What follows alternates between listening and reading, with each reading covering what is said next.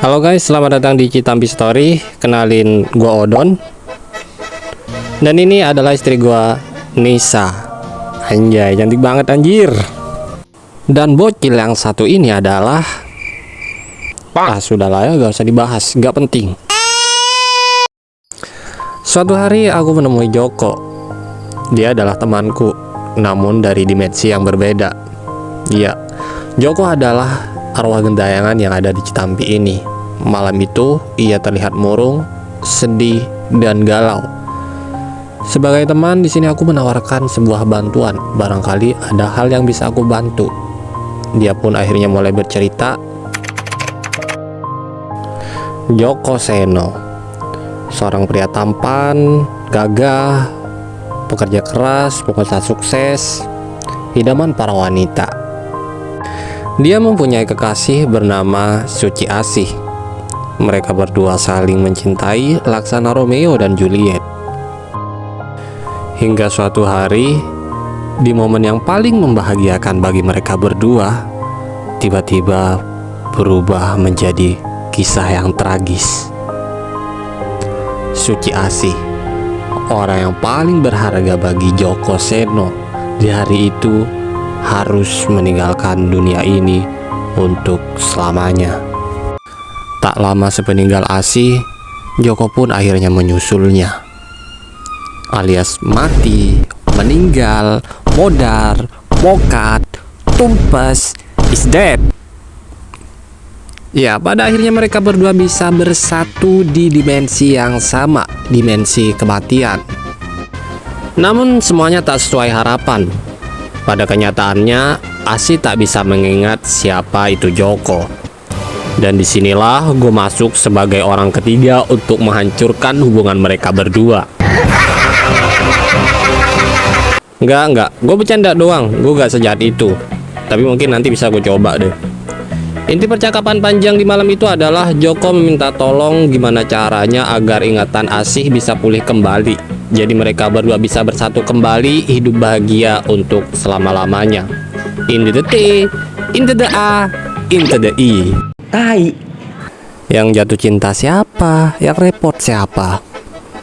Tapi atas nama pertemanan di sini gue akhirnya menyanggupi kemauan dari Joko. Di sini gue mendatangi seorang paranormal sakti yang bernama Ki Rahmat.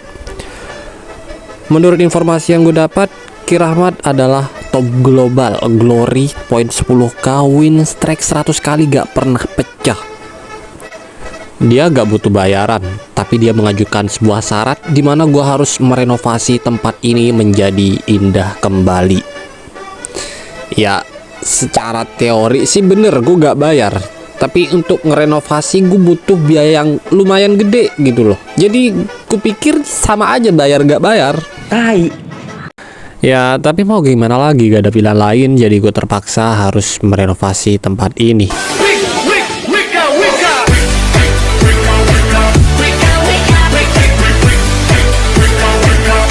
Dan ini dia hasilnya, hotel enak-enak yang sudah gue renovasi. Dengan begitu, game ini gue nyatakan tamat. Yeay. Ada capek banget. Dan setelah gue berhasil merenovasi hotel enak-enak, gue kembali menemui Ki Rahmat untuk menanyakan solusi dari permasalahan yang sedang gue hadepin ini. Apa yang harus gue lakuin? Dan ternyata Ki Rahmat sudah mengetahui tentang Suci Asih. Beberapa tahun yang lalu, di saat Ki Rahmat sedang memperdalam ilmu supranatural, ia sering tinggal di pinggiran hutan. Di suatu malam yang sepi dan sunyi, hawa dingin yang menusuk, serta suasana yang mencekam, sayup-sayup terdengar suara rintihan seorang perempuan.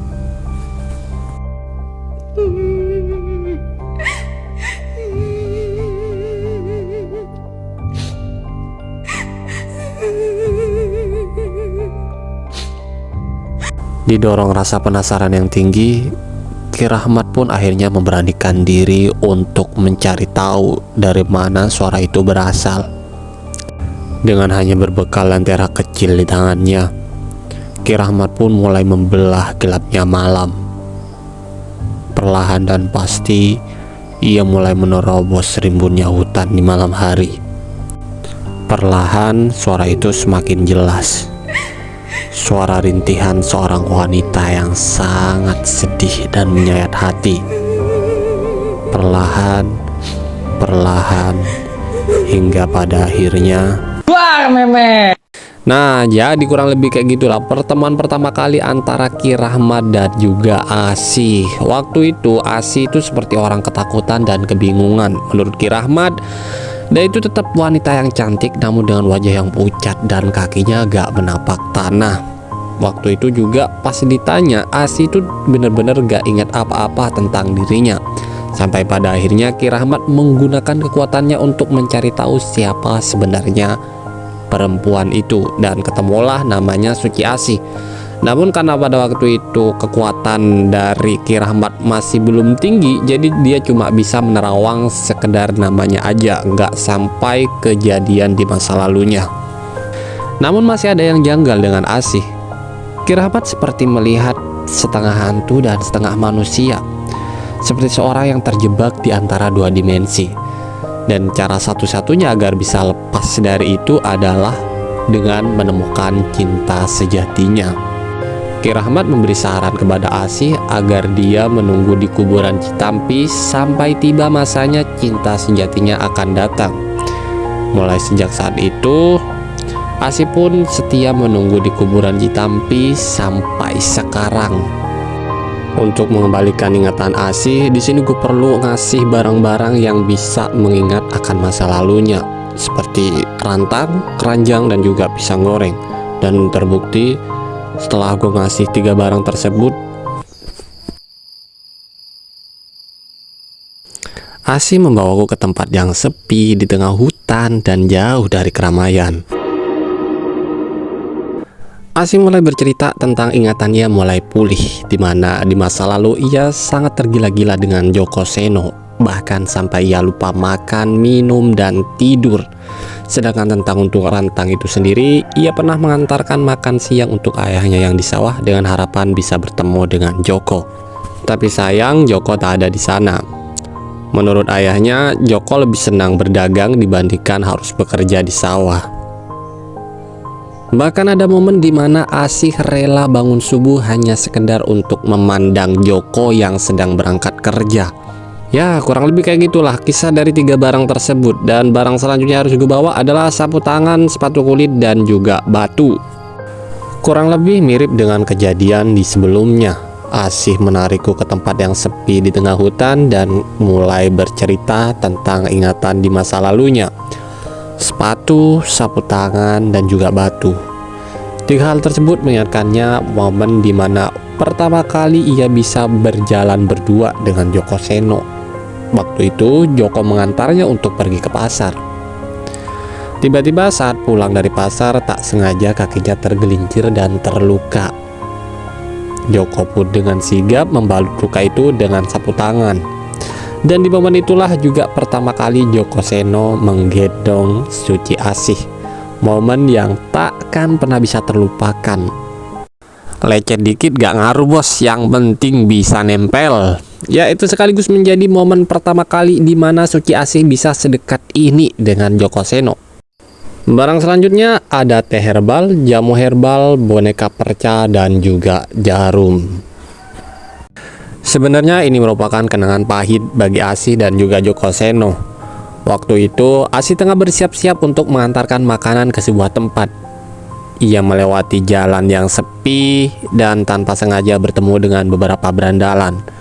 Dan udah bisa ditebak apa yang bakalan terjadi selanjutnya. Mulut Asih disekap, tangannya dicengkram, dan dia coba bisa pasrah. Tapi bohong.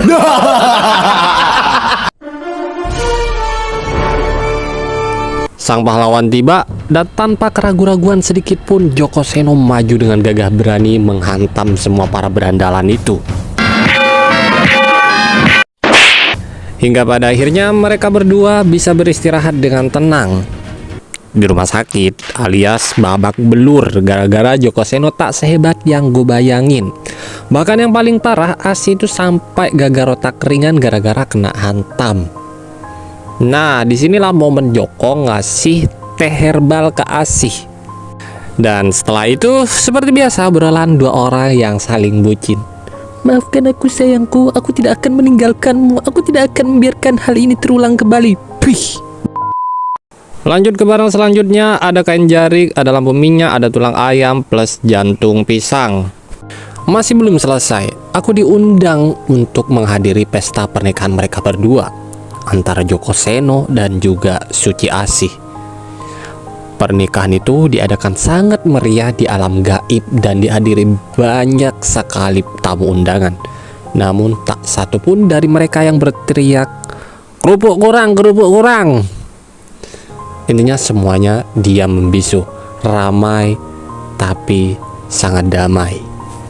Joko Seno dan Suci Asih, akhirnya mereka berdua bisa bersatu kembali dalam ikatan suci pernikahan. Jujur gue turut bahagia karena akhirnya gue kehilangan sedikit beban dalam hidup gue, dan gue gak perlu capek-capek lagi buat ngurus sana sini. Keesokan harinya Joko dan Asih berpamitan. Sekaligus ini menjadi momen terakhir bagiku untuk bisa melihat mereka berdua, karena setelah ini mereka akan benar-benar pergi jauh dan takkan pernah kembali. Ada perasaan sedih, senang, dan lega. Sedih karena ini adalah momen terakhir gue bisa melihat mereka berdua. Senang bisa melihat mereka berdua bisa bersatu kembali. Dan lega karena gue akhirnya bisa menyelesaikan semua misi yang begitu berat. Setelah kepergian mereka berdua, aku mendapatkan surat warisan dari Joko yang sampai sekarang gue gak tahu isinya apa karena bener-bener gak bisa dibaca sama sekali. Tapi masih ada satu hal yang mengganjal. Aku tidak suka dengan endingnya. Maka dari itu, di kehidupan kedua nanti, aku akan merebut Asih dari tangan Joko Seno.